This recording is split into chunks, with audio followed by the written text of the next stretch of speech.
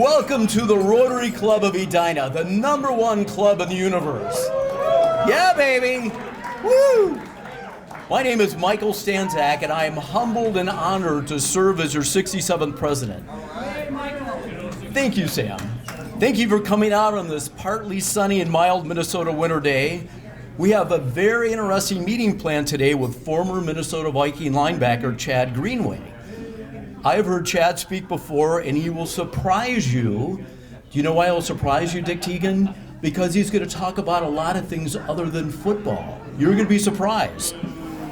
We are so fortunate to have Chad with us. He is a class act, a great father, a good customer, and he is just fun to listen to. Thank you for being here, Chad. Appreciate it. Thank you all for being here in person, and for all of you on Zoom. We love you, Zoomers. Thank you for joining in. Katie Campbell and Ralph from Palm Springs, Jerry Norton, Patty Ellingson Solheim, Jody Kern, Sam Coate, Woosh Bayan, Kristen Huppenbicker.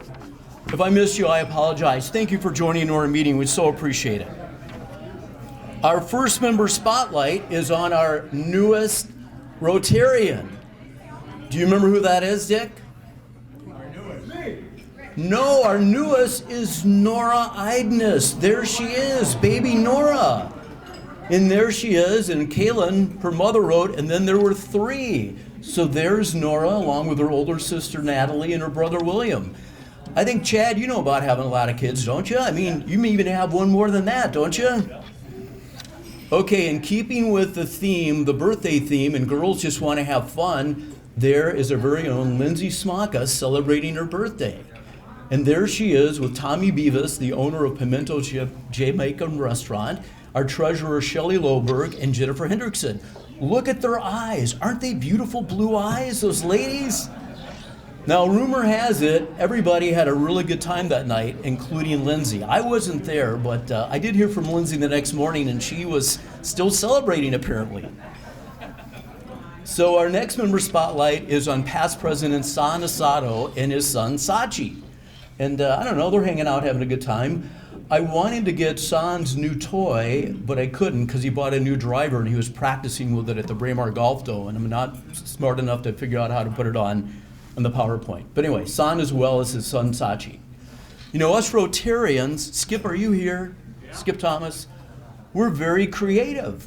We're inventive. We figure out how to get things done. In fact, there is Skip, and he and his son Steve rented a crane to get a desk into an office. I mean, it sounds like something Mark Jessen would do. But anyway, there they are loading the office through the open window that they took out, gay clap, and there's the finished result. Doesn't that look great?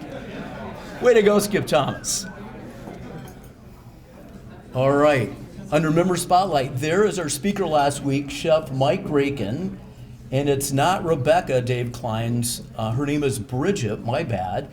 And Bridget is Dave Klein's neighbor, and she is a baker, and she's known for her sourdough bread, and she's going to open up a restaurant, a bakery in St. Paul. And kudos to Dave Klein's. Where are you, Dave Klein's? Where? I can't, the light. Anyway, I'll just tell you what he did. So what he did, Dick Teagan, is he went to Chef Mike Rakin and said, hey, we have this great youth program called Camp Enterprise in the fall. Would you mind speaking to the high school students? And Chef Mike Rakin said, I would love to. Another thing that came out of this meeting last week, Randy Smazel, who is the Assistant Superintendent of Schools for Edina Public Schools, went and talked to Chef Mike Rakin because he has a problem finding people. And wouldn't you know, Barbara, that there is a grant through the state of Minnesota for high school intern students. So Randy Smazel and the state of Minnesota and Chef Mike Rakin are get together to have interns from Edina High School that want to participate in culinary arts. I mean, I think that's great. We can't all be printers or linebackers or software developers or real estate salespeople. We need creative cooks. Okay, moving along here.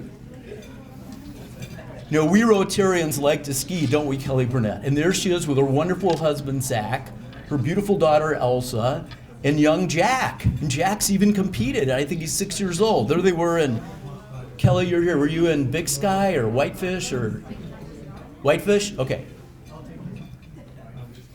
Now, we love Minnesota hockey, don't we, Joe Aarons? But let's not forget about North Dakota hockey.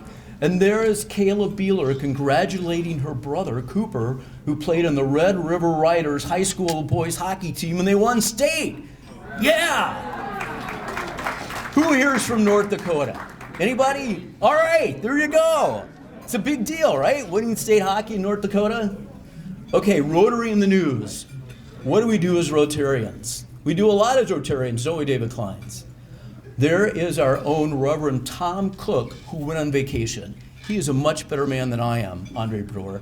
He and his wife went and they volunteered at Holy Cross Anglican School in San Pedro, Belize.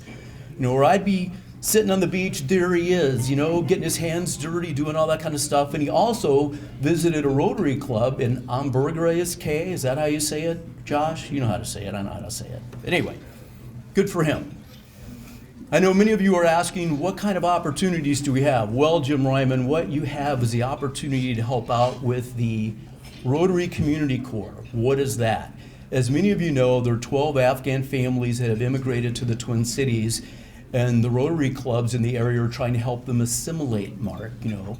And it's pretty tough if you don't speak the language and you don't drive and all this kind of stuff. So every other Saturday, 5 Rotary clubs are meeting, and if you'd like to be a volunteer, if you'd like to go to one of the meetings to see what you could do to help these families, it would be great. Reach out to Wayne Tolman, he can do that. So they're going to meet, the next meeting is Saturday, March 12th at the Eden Prairie Community Center. Birthdays this month. What fun! Ken Larson, March 1st. Les Jones, March 1st. Mike Norman, yesterday. Dr. Brad Pearson, today. I hope he has a great time doing whatever he wants to do. The Sheepherder, Paul Moody, tomorrow. Will Stanky on the 6th. Axel Stewart on the 7th. Chris Lakowski right here on March 7th. Gary Pedersen on the 9th. Bob Hildreth, commonly known as HB, on the 10th. David Osby on the 11th. Sandra Kresbach, you have yours coming up on the 12th. Our very own Kelly Burnett on March 13th. Kayla Beeler, who, by the way, started celebrating on March 1. I mean, she's my kind of person. Let's celebrate the whole month. What do you think, Ann? Why not?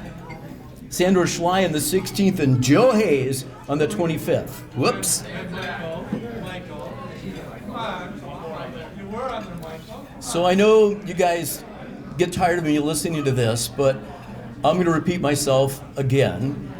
And what so many of you do is give your time, your talent, and your treasure to our Rotary Club. I mean, you do it putting your hands, you do it writing checks. And I think when you look at the Rotary anniversaries and how long so many of our members have been part of our club, it says a lot about the value they see in the club, and it says a lot about how fortunate we are to have them. Scott Blake, right over here, 4 years. Michael Eckert, 9 years. Kaylin Idness, 9 years. Andrew Finesse, 28 years. Teresa Alverson, 5 years. Mark Jessen, 12 years. Susan Johnson, 9 years. Jack Kinefek, 9 years. George Lancaster, 34 years. Toshi Metzger, 4 years. Kip Peterson, 10 years. Ross Peterson, 7. Joshua Sprague, 14. Susan Stiles, 21. Mary Swenson, 12. Skip Thomas, 28. 28 years of perfect attendance, I might add. Sam Thompson, 9 years, and Julie Westbrook, 1 year. Let's give all those people celebrating their... Let's give them a hand. As you know, it takes a village to put on a Rotary meeting, and we have lots of volunteers helping out today. So what I would like to do is thank David Kleins for introducing our guest. Thank Kip and Barbara for being greeters, and Kip for leading us in the invocation, Pledge of Allegiance, and four-way test. Thank Mark for introducing our speaker. Thank Rick for taking pictures that we're going to post on social media. Thank you, Chris, for recording our meeting so people can watch it on YouTube at a later date. And thank you, Scott Blake, for doing the Zoom. We so appreciate it. Please rise for the invocation, Pledge of Allegiance, and four-way test. So I don't know if you saw, it's been 10 years since I joined the club this month. This is the third time I've done the invocation, and people complain about it every time. It's so short, right? The first one was around Thanksgiving, and I sort of told the story of how Thanksgiving came to be, and it might have been a little longer than people anticipated. It's already there. Yeah, you're getting there. But today's another history lesson. On this day in 1931, the Star-Spangled Banner was officially designated the national anthem of the United States of America. It had been in use by the United States Navy for almost 50 years at that point. It had been officially recognized by President Woodrow Wilson during World War I, but it wasn't until 1931 that it was officially designated. A lot of you may know some of the backstory behind the Star-Spangled Banner, but it was taken from lyrics written by Francis Scott Key during the War of 1812. Francis Scott Key was not a composer. He was a lawyer who thought that he was really smart and good at writing. So he wrote a poem called The Defense of Fort McHenry that was inspired by actions that he witnessed during the War of 1812. For those of you who don't know, the War of 1812 involved the British reinvading the United States of America, and it's sometimes referred to as the Second War of Independence. And what happened, what inspired the writing of the Star-Spangled Banner, or the lyrics, was that Francis Scott Key was dispatched by the president to try to negotiate a prisoner exchange with the British. This was shortly after the British had razed Washington, D.C. and burnt down the White House, and they were marching down the coast, threatening to take over Baltimore, threatening to take over Philadelphia, and we were looking at potentially becoming a colony again instead of being independent. So Francis Scott Key sails out to the British fleet. He meets with the British leadership and was successful in negotiating the release of these prisoners, one of whom was a very close friend of his and physician, who was sentenced to death by the British for attempting to prevent British soldiers from ransacking all of the local farms because they didn't have the food and equipment they needed to invade a foreign country. Does this sound familiar? So what happened was he successfully negotiates the exchange, but the British won't let him leave because they are preparing to invade Baltimore, and they believe that he has witnessed enough of their strategic planning that he is a risk to them to let them go. So they keep him on their ship, and the British invasion of Baltimore commences with this massive bombardment of Fort McHenry, which is perched strategically outside of Baltimore. Over 24 hours of naval bombardment of this fort, which was a garrison for roughly 1,000 United States soldiers. We're talking rockets, we're talking mortars, and they calculate roughly 2,000 cannonballs. So think about the lyrics of the Star-Spangled Banner, and what happened was Francis Scott Key expects as the sun comes up after 24 hours of shelling that this thing is going to be leveled to the ground, everybody is going to be dead, and the British are going to invade Baltimore and bad things happen. What actually happens is the fort had been reinforced, and it survived relatively unscathed considering what the British did to it. And as the sun came up, the garrison within the fort raised this enormous United States flag over the fort. There's competing reasons about why, but let's just say they did it basically to give the finger to the British. So you can understand the pride and relief that Key felt at that moment and why he wrote the Star-Spangled Banner the way he wrote it. And here's where your history lesson comes in, or what this really has a meaning to me. So I see a lot of similarities between our battle in the War of 1812 and what we're seeing in Ukraine today with this really unjust invasion and this attack on population centers, civilian infrastructure by a foreign aggressor who is much better equipped and significantly greater strength. Ukraine's people have answered their call to arms. They are fighting bravely. They are fighting proudly, but they need help from the international community. So whether you choose to pray for peace in Ukraine, you choose to pray for resounding victory by the Ukrainian people, you choose to pray for regime change in Russia, understand that the world is a better place with a free and independent Ukraine. So I'm going to leave you, and here's my invocation. This is only like half as long as my Thanksgiving one, by the way. I will leave you not with the Star-Spangled Banner, but with the translation of the Ukrainian national anthem, which is short, and it's this. Ukraine's freedom, I'm not going to sing it, sorry, I don't. Ukraine's freedom has not yet perished, nor has her glory. Upon us, fellow Ukrainians, fate shall smile once more. Our enemies will vanish like dew in the sun. We'll lay down, and we too shall rule in a free land of our own. We'll lay down our souls and bodies to attain our freedom, and we'll show that we are of the Cossack nation. Amen. Amen. Pledge allegiance. I pledge allegiance to the flag of the United States of America and to the republic for which it stands, one nation under God, indivisible, with liberty and justice for all. And now the four-way test of the things we think, say, or do. Is it the truth? Is it fair to all concerned? Will it build goodwill and better friendships? Will it be beneficial to all concerned?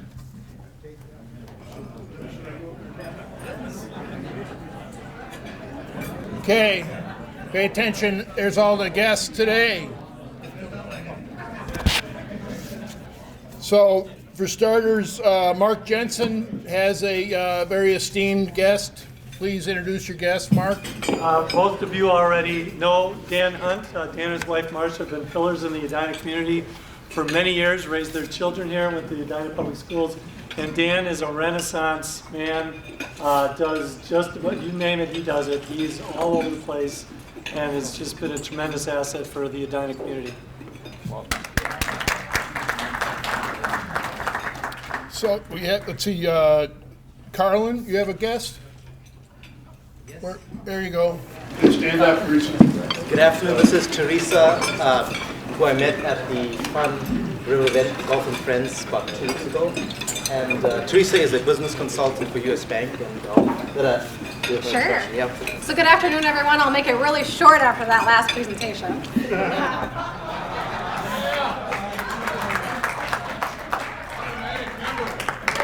You're in. I'm Teresa Lahe with Business Banking, US Bank. I'm a business consultant, and I'm fortunate, honestly, to work with business owners and help them with their needs. And that could be improving cash flow, increasing their revenue, helping with financing. And then I am lucky to work with great partners such as Carlin. So when my clients ask me for an introduction to an attorney or whatever it is that they need, I get to make those introductions. So Teresa, US Bank, thank you. So, Rob, we have guests today, Rob Brady? yeah, so I have Amy Hudson with me today. Amy is the owner of 3 Exercise Coach things here in town. And actually, I should just let you tell people who you are. But she's actually going to be our speaker at the Leadership Series next week on Wednesday morning. And so you'll get to hear about that. I'm going to do an announcement for that today. But Amy, you want to say something about yourself? Yeah, thanks for having me today. I own 3 locations of the Exercise Coach. It's a franchise here in the Twin Cities. My husband and I own 3 of them. It's the most cutting-edge approach to fitness you'll find here in the Twin Cities. Nobody else does what we do. 80 to 85% of people are not adhering to traditional exercise guidelines because they're busy, they're afraid of getting hurt, they don't love the big gym scene, or they frankly dislike exercise. We overcome the barriers people have to that. Work with clients in their 40s, 50s, 60s, and beyond to get healthy and strong in just 2 20-minute workouts a week. So if you could use something like that, let me know. Otherwise, I'm happy to be here. I'll be speaking about leadership at the upcoming event.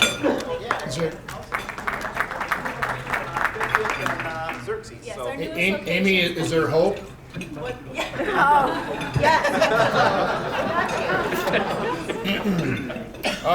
Michael, you have somebody from CFI Care? Is that? Dr. Mike Lillian, stand up. He is one of my new friends, my father's ophthalmologist, right? Not an ophthalmologist.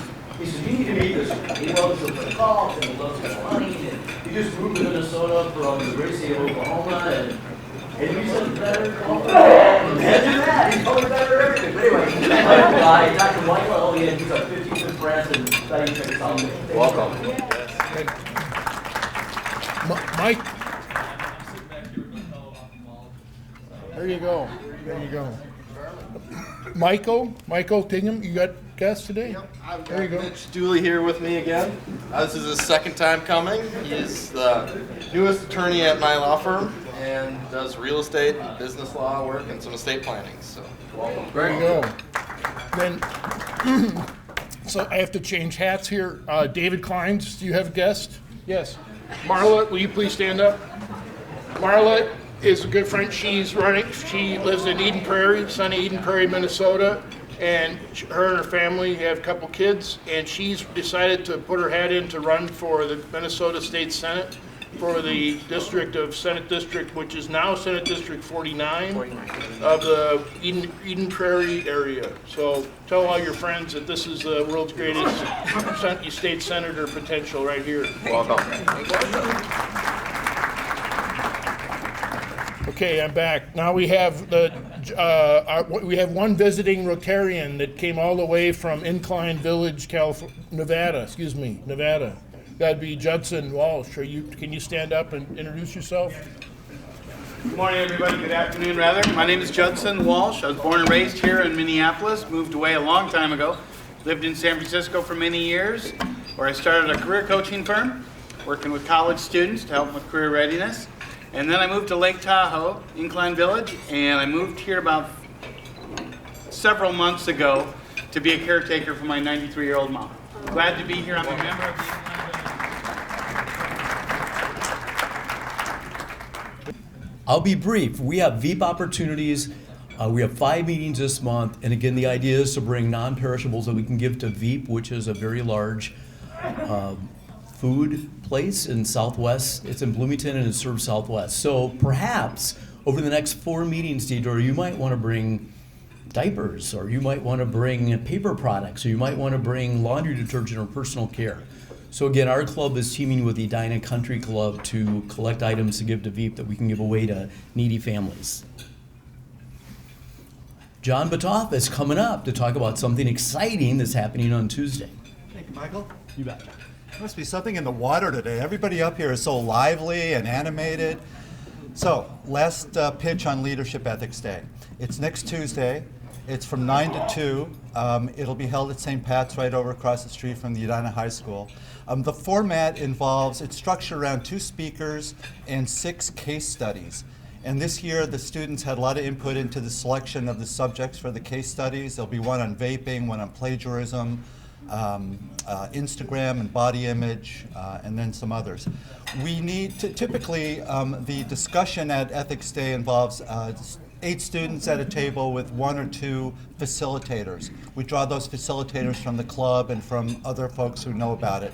We still need we'd like to have 2 or 3 more Rotary members as facilitators. So if you have some time on Tuesday and you'd like to come out and see what students are thinking and help shape their views of ethical behavior, which is an awesome thing to do, then let me know. And I think I'm the only one here today. I don't know if Andre and Sutton are here, but I'll certainly take your name and look forward to seeing you on Tuesday.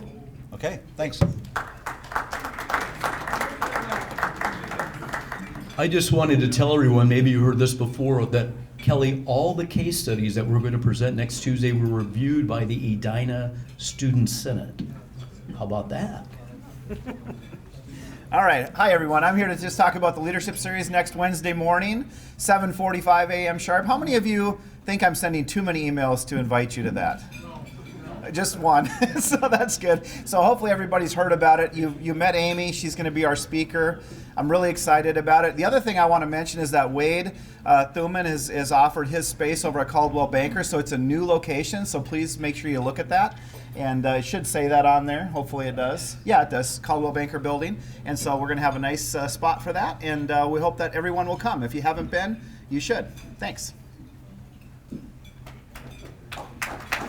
We're just moving right along here, all you past presidents, like a well-oiled machine. Yes, Josh, it's possible we might go over by 6 minutes, but as Becky tells me, just get over it, Michael, chill out. Okay, many of you heard the story before, and I'm going to tell it again. Chad, you have not heard this story, so this will be new to you.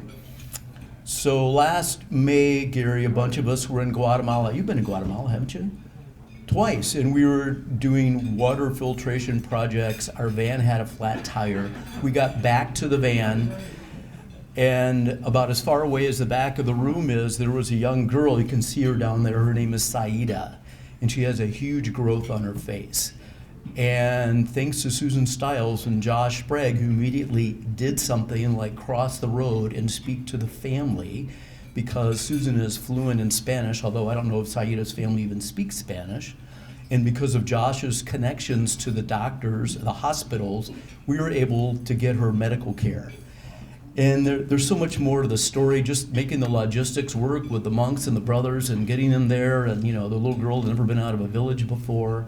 The end of the story's not over yet, but what I wanted to share with you is when she was examined by the doctor, Mark, the doctor said, had you waited another year, she would have died because the tumor was so big she would have suffocated.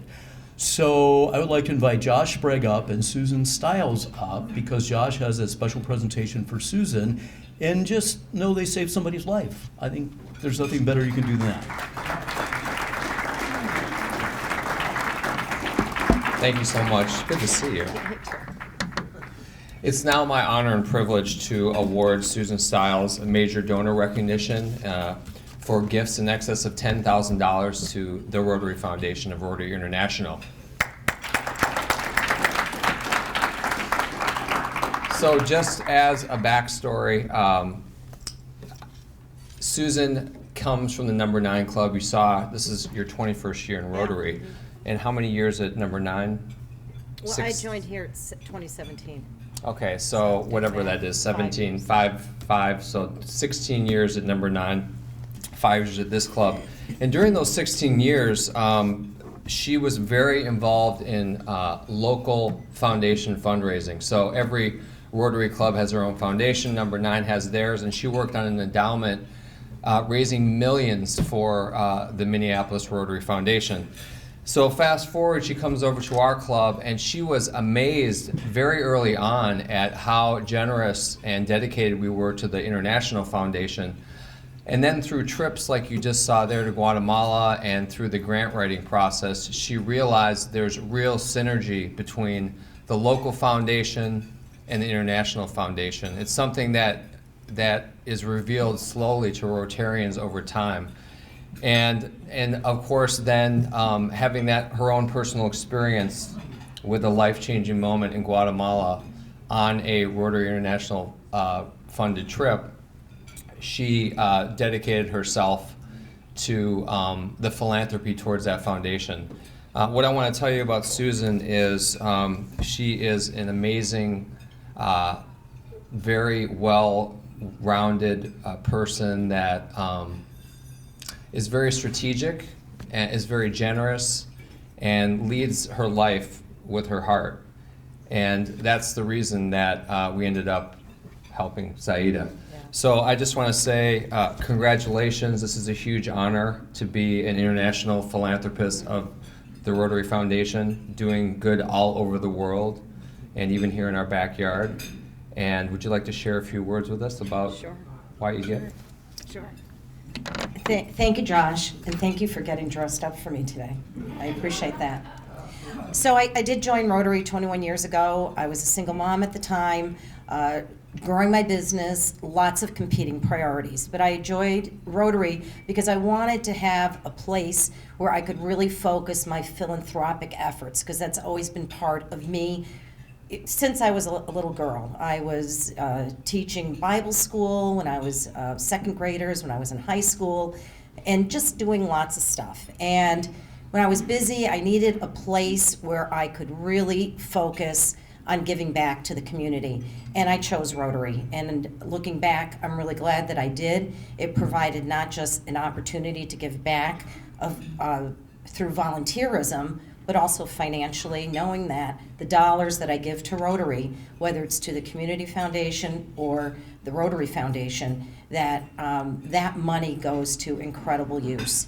And early on, I gave what I could, year by year, and it was really more about participation, and that's really, I think, the message. And over the years, as I could give more, I did, and have, and will, and it accumulates. And so here I am today, and I can say that everybody in this room can be here today. It's just really about participating and giving back, and I really value what our club does, what Club 9 does, what all the clubs in the world, and there's over 30,000 clubs in the world, and the work that we do, not just locally, but internationally, has a great impact. So, thank you, Josh. I think this is going to look great in my new office. This is your plaque and your pin, and welcome to the Major Donor Circle. Thank you.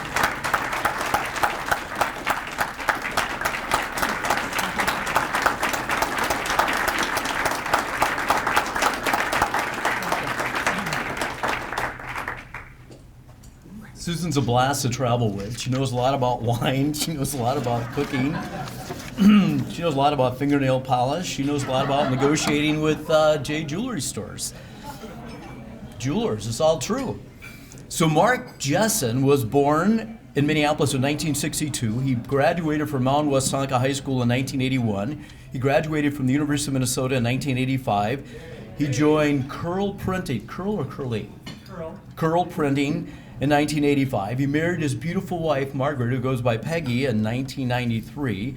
He bought Curl Printing and changed the name to Jessen Press in 1995. His son Henry was born in 96. Kelly was born in 98. Luke was born in 2000. He co-founded Jessen Media in 2001. He started the Minnesota Alumni Market in 2017. He co-founded University Gear in 2021. He sits in the Dunwoody Board of Managers. He's volunteered and former board member of Open Arms, past president of Minnesota Family Business Council, past chair of the Printing Industry of the Midwest, past chair of the University of Minnesota Alumni Association, and he's joining the Edina Chamber of Commerce. His hobbies include Gopher Sports, Elite Gate, golf, lawn bowling, spectating his kids, and dabbing in testimonials. He wanted me to say these three things for sure. Yeah. Roll the boat, Sky-U-Ma, and go Gophers. There you go. My dear friend and fellow Rotarian, Mark Jessen. Thanks, Michael. Thank you, Michael. Thank you. What Kip Peterson's done for invocations, you've now done for introductions. Thank you. Yeah, there's always more. So, I have the distinct pleasure today of introducing our speaker, Mr. Chad Greenway. Mr. Greenway is a native of Mount Vernon, South Dakota, and was raised on a pig and cattle farm. He grew up playing 4 sports and working on the farm at the same time. After his days in Mount Vernon, Chad accepted a scholarship, is this right, to the University of Iowa to play football. Okay, I'm going to need to skip to the question and answer part right now. Were you contacted by the University of Minnesota? Not once. All right, we're going to come back to this. Okay. Kristen. The horrors. During his time at Iowa playing linebacker, he earned all Big Ten honors 3 times and All-American honors twice. Chad was part of the Iowa teams that won 2 Big Ten titles and played in 4 January 1st bowl games, including the Orange Bowl during his tenure. Chad graduated from Iowa with a degree in communication studies, of which they have an amazing program at the U of M. But I don't think that matters now. So, after serving his time in Iowa City, Chad was selected 17th overall in the 2006 NFL Draft by the Minnesota Vikings. He played 11 seasons in the NFL, all of them with the Minnesota Vikings. Chad earned All-Pro honors once and Pro Bowl honors twice. During his career, the Greenways launched the Lead the Way Foundation, a nonprofit focusing on helping kids and families that suffer from childhood diseases. I've had the pleasure of attending one of his dinners at Manny's, and I highly recommend them if you ever get the chance to participate. Chad and his wife Jenny have 4 daughters and reside in Minnesota, out in the Wayzata area. And one note, his daughter Madden is a star guard for Providence varsity team in the 7th grade, averaging 20 points per game. Now, I've already spoken to Lindsay Whalen, so expect a call. She got offered by the Gophers in September. Awesome. That's all right. We're on our way. We're on our way to making up for past indiscretions. Ladies and gentlemen, Mr. Chad Greenway.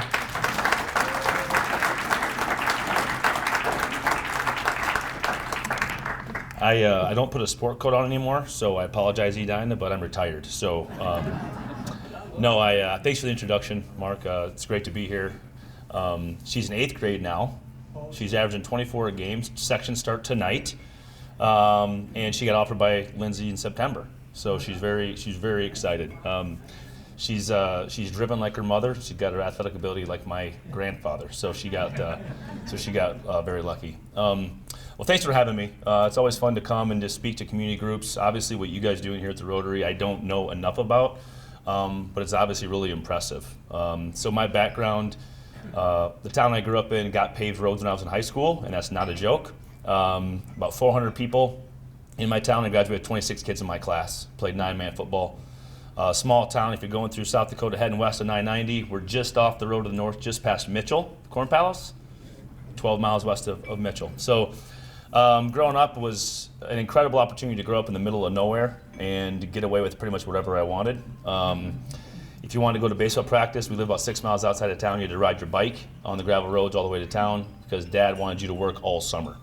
I often say the best lesson that I got growing up on the farm, there's many, but the best lesson, there's two really. The first one is I had chores that mattered. I had chores that mattered for our business to function. I had chores that mattered as an 8-year-old, 10-year-old, 12-year-old that you had to go accomplish and accomplish accurately and right and the first time. I can remember, and this is what I struggle with as a parent, and maybe you guys who are still parenting or kids have moved on, is you've felt this, is now that I'm raising my kids in town, what does that look like? What does that feel like? What kind of things can I give them and obligations to have them to do it well, because it matters. But I can remember several stories, but a couple that come to mind in the farm world was when we finally got a 4-wheeler, which was awesome.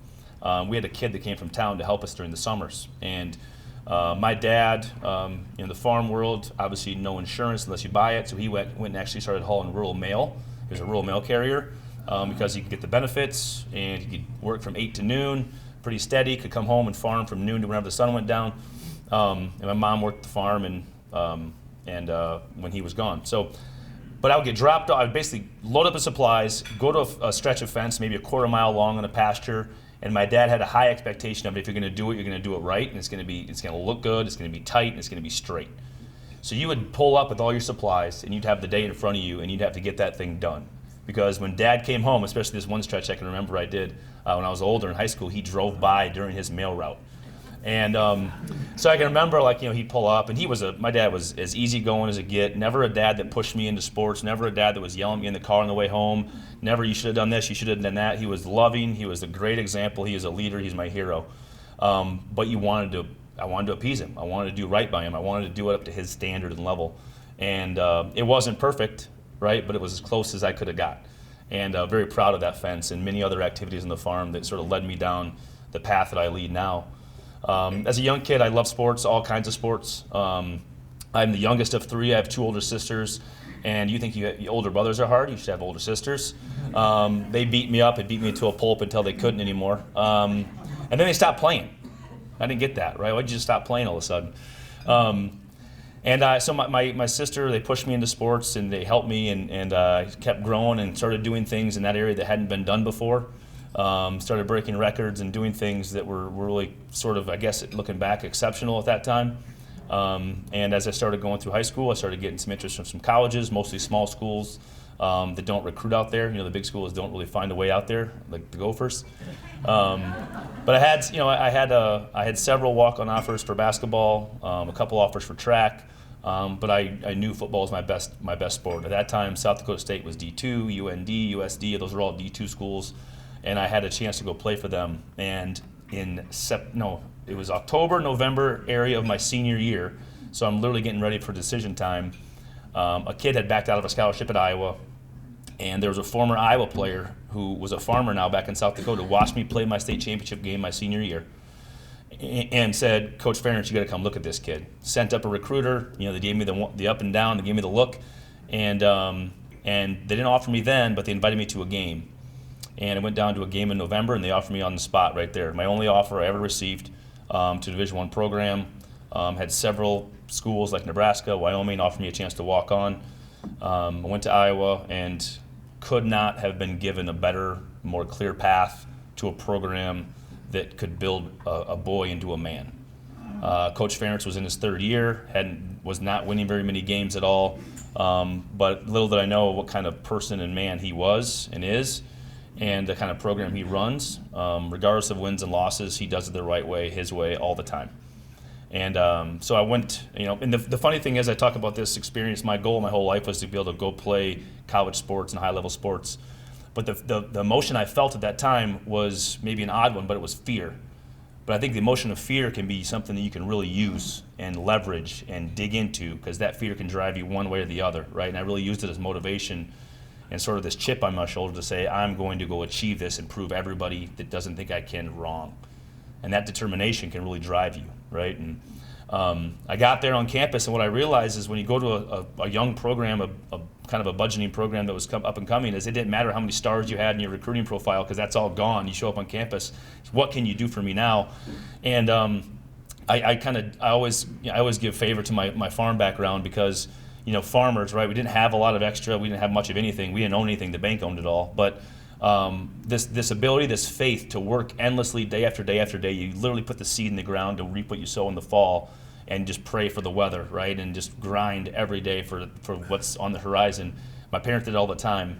And what I realized is when I go to college, or when I go to with Great Duck Spirits, you start stacking days, really good days on top of each other, day after day after day after day. And in college, when I went there, my first couple of months, I looked around and thought, these guys are Chicago and Lansing, Michigan, and 5-star recruit from Florida, but they can't do it every day like I can. They can't stack days like I can. They can't keep focused like I can, and just do the little simple things right all the time, every day. And before you know it, you start stacking days, and genetically you have to have some ability, but it's about stacking those days, because there's a lot more talented kids than I was that didn't make it. They didn't want it. And that chip on my shoulder just kept growing and growing, and eventually I went from a quarterback and a safety at about 195 pounds. I went to college, and I was about a 225-pound linebacker. Earned the starting spot my freshman year. I redshirted my freshman year. I won the starting spot in the spring, and I blew my ACL out in spring ball. So started over, came back, and sort of played a little bit my freshman year, and then after that I won the starting position and never looked back. You recognize the accolades, but the best thing about the University of Iowa was it allowed me to take that small town environment, and this is where you go from college to the pros. It's much different. Is small town, everybody wanted to see me succeed. I was the crowning son, right? They were like, yeah, Chad, go do this and can achieve that. He can do these things, and we're so proud of him. And I was the only Division I football recruit in the state of South Dakota that year. So I kind of kept this, I had this this bag I was carrying of wanting to hold up the state and make the state proud of me, and cross back into that border in my hometown and be like, look what he's accomplished. And I often think about it as the name on the back of my jersey, right? I carry that around. I want to make that proud. I'll make my grandfather proud, my dad proud, my parents, and my community. But what I realized is when I went to Iowa, it was that same feeling. We're behind you. We got you. There's no professional sports in Iowa, so you were the team. They wanted to see you succeed, and you had to have this tunnel vision. And then I get drafted to the NFL, and I was like, whoa, now this is a business. And I went to my first presser. I can remember, I get drafted the next day. They have a big press conference, and they wheel out this first-round pick. It's supposed to, be this and be that. And the first, questions were, how soon can you make the field? How many wins are we going to have? Can we turn this franchise around? All these things of you better go achieve, and you better win. You better do it this way. And a lot of folks who are Vikings fans know the story. But I went through my first training camp, went to my first preseason game, tear my other ACL. So now, it's a positive and a negative. I get a redshirt year in the NFL, which is actually really nice, because I get a chance to sit back and watch, Hall of Famer Steve Hutchinson, and you get to watch Jim Kleinsaucer, you get to watch Matty Burke, you get to watch these guys who have been there and done that and know how to study and know how to prepare and practice, go to the weight room, and I sat back and just took it all in, all while rehabbing my knee. And the benefit of having the IR designation back then in the NFL is you were out for a year, so there wasn't no threat to he's going to come back in December. Now you were done and you had to prepare. So I took that year, learned a lot, took it all in and soaked it up, and kept my mouth shut and head down. And you come back the next year, I earned that starting spot, and I don't think I missed a game for 8.5 years after that. The broken ribs got me. 3 broken ribs, and I finally sat out. That's a whole other story my wife's not impressed with me about. But what I found is it's when things get complicated in the NFL, when you had all this pressure and all these outside sources, right? What grounded me was my wife Jenny, as you mentioned. We met my freshman year of college before I had made 1 tackle in college. Before either of us she ran track, I played football. Before either of us had done anything, right? There wasn't this idea that I'm chasing her jersey or she's chasing mine or seeing the dollar signs, right? We loved each other, and we grew from that as a freshman. We started a family at 22. I was 23, she was 22, and those simple things, those priorities in life really grounded me to think that how I grew up in that background and how I was raised with my parents and those examples I want to give to my kids. It doesn't matter what I do. It doesn't matter what stage I'm on or what platform I have. I want to be that. I want to be my dad to my kids. And those priorities and that grounding, like I'd come home from a late, I remember traveling back from San Francisco, you get home at like 6 a.m., you do the overnight back, and she'd wake me up and, hey, can you take the kids to school? It's like, yeah, because I'm not going to say no to that, right? I want to see my kids, I want to get them to school, and I want to be a part of their lives. About just that step of saying, that's what you do, that's not who you are. And, I had so many examples of guys who got caught up, who didn't necessarily know how to handle that, but I handled it because my wife allowed me to handle it that way. She told me I was going to handle it that way. She's a good Italian from Chicago, so you can imagine. But you go through your career, and it was an amazing ride, everything that I could have imagined, and have 4 children all through the process. They all got to see me play during levels. Our youngest, Carson, was born my last year. But what it did is it created an opportunity, and it created a platform. And the Lead the Way Foundation, as you mentioned, the Vikings get a lot of bad press and bad flack for the negative things. But what you do know if you pay attention, but what you may not know is the amount of good they do in the community and the amount of care they have for this community. Doesn't matter where, if it's Edina or other parts of this community, if it's the inner city, if it's out in the rural areas, they support in a lot of different ways, and not just me. But Brad Madsen was our community director when I came in at 22 years old, and he's like, what do you want to do? So my first event was the Zeta Tau Alpha breast cancer awareness event. Jenny and I had both lost a grandmother to breast cancer. We got involved in the community. We kind of saw how that felt, where young kids didn't really understand and know. And then we started our foundation 1 year later in 2008. And we had just had our oldest daughter, Madden, who you mentioned, and we realized how fleeting a kid's health could be. And childhood disease doesn't care how much money you have or where you grow up, right? It can impact everybody. And we realized that early, and we started a foundation early and got the right people around us. So we weren't a headline for saying another athlete runs his foundation in the ground and takes a bunch of money and puts it in his pocket type of situation. We got the right people around us and said, hey, we're going to do this right, and it's going to be long-standing, and we're going to be very proud of it. And this last year, Madden and Beckett, as our 11-year-old, have come to several of our events, help at our football camp out in Hutchinson. Madden cut the ribbon at our hospice center playground at Crescent Cove in Brooklyn Park. The things we've been able to accomplish and the people we've been able to impact have been tremendous. And now to see our kids get to see that and learn that and watch that and see how a platform can work for the positive is incredible. And our goal now, which I wouldn't have said this in 2008, is to pass this on to our family, pass this on to our kids.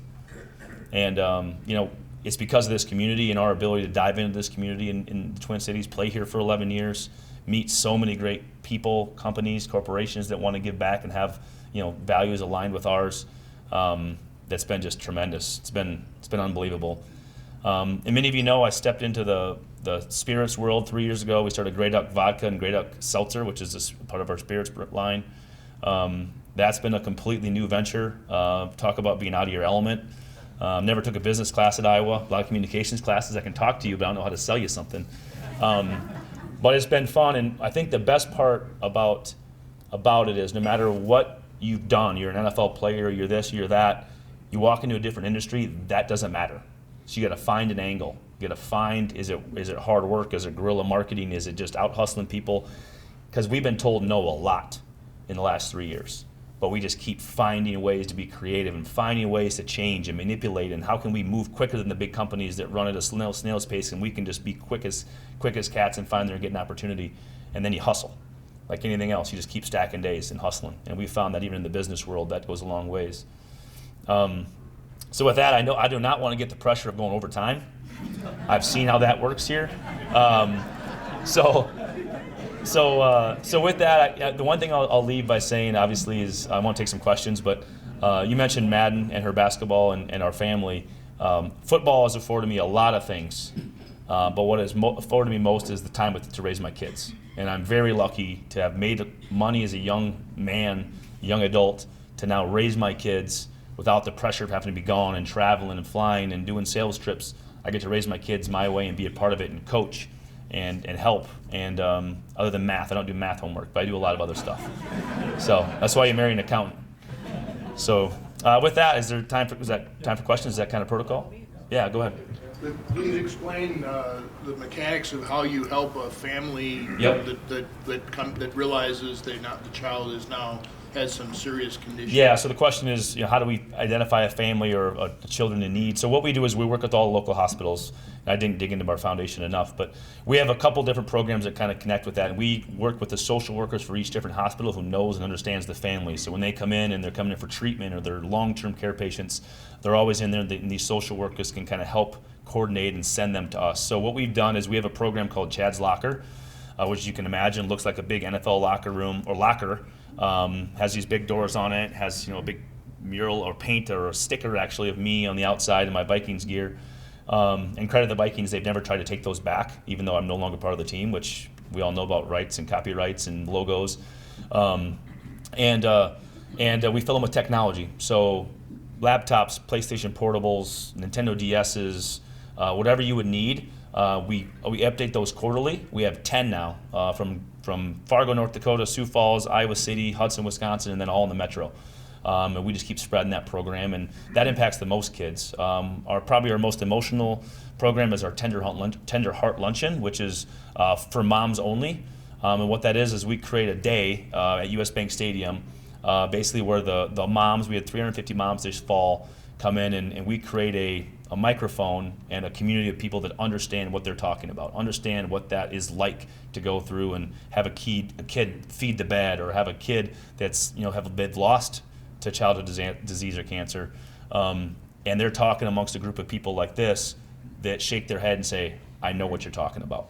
Because those women are rarely in a room of people that say, I get it. We don't try to act like we know, because we have not been there, but we do know that it could be us tomorrow. So those are a couple of our programs. Any other questions? I think this is my shepherd's hook right here. Go ahead. So I know the Vikings organization is the best, but during your time, was there any other NFL team that you would have wanted to play for had you had the opportunity or the offer? When I was initially drafted to Minnesota, my wife said anything south of Iowa. So we went to the one the furthest north. But what I realized very quickly, especially after we had Madden, was this is bigger than just football. Now my parents can drive to see my kid. My parents can drive to see my games. My sisters can come. My nieces and nephews can come watch and be a part of it. My friends in Iowa City obviously could drive up. The regional aspect of it was awesome. Obviously, it's a team I grew up watching, which was really cool. So all my buddies were Vikings fans growing up. So I can't say that I ever would have wanted it to happen differently. Truly very lucky with where I went and where I ended up.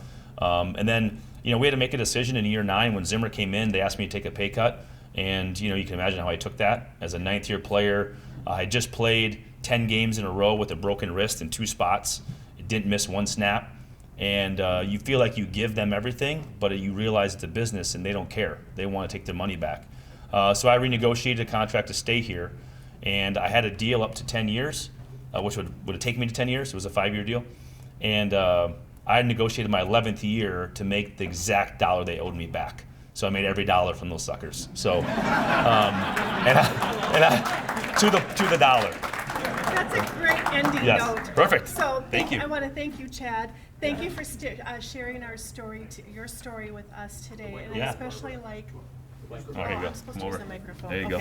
Thank you, Chad, for sharing your story with us today. Yeah. I also really liked hearing how the values from your father passed down through you and to your children.